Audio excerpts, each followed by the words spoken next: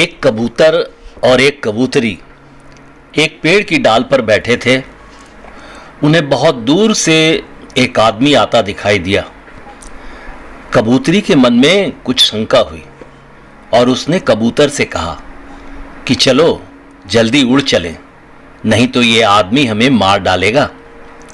कबूतर ने लंबी सांस लेते हुए आराम के साथ कबूतरी से कहा, भला उसे ध्यान से तो देखो, उसके कपड़े देखो, चेहरे से भोलापन टपक रहा है और ये हमें क्या मारेगा, बिल्कुल सज्जन पुरुष लग रहा है।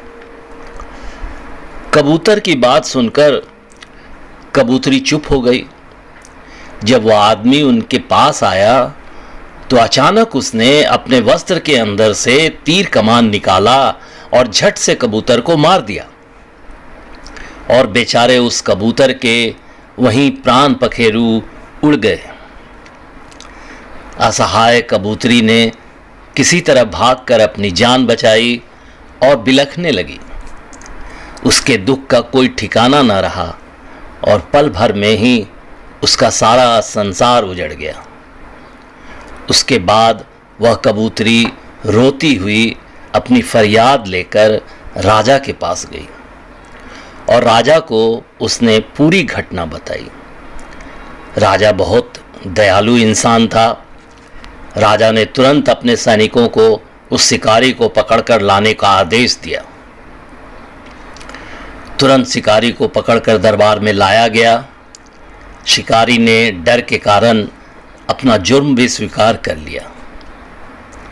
उसके बाद राजा ने कबूतरी को कहा कि उस शिकारी को सजा देने का अधिकार तुम्हें ही है और उससे कहा कि तुम जो भी सजा इस शिकारी को देना चाहो दे सकती हो।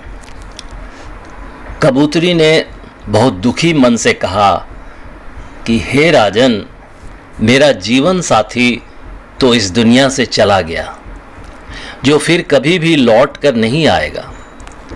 इसलिए मेरे विचार से इस क्रूर शिकारी को बस इतनी ही सजा दी जानी चाहिए कि अगर वो शिकारी है तो उसे हर समय शिकारी वाले कपड़े पहनना चाहिए। ये अच्छे व्यक्ति वाले कपड़े उतार दे, क्योंकि अच्छे व्यक्ति वाले कपड़े पहनकर धोखे से घिनौने कर्म करने वाले सबसे बड़े नीच होते हैं। इसलिए इस कहानी से हमें शिक्षा मिलती है कि अपने आसपास अच्छे व्यक्ति बनने का ढोंग करने वाले बहुरूपियों से हमेशा सावधान रहें, सतर्क रहें और अपना बहुत ध्यान रखें। आशा करता हूँ ये छोटी सी कहानी आपको ज़रूर पसंद आई होगी।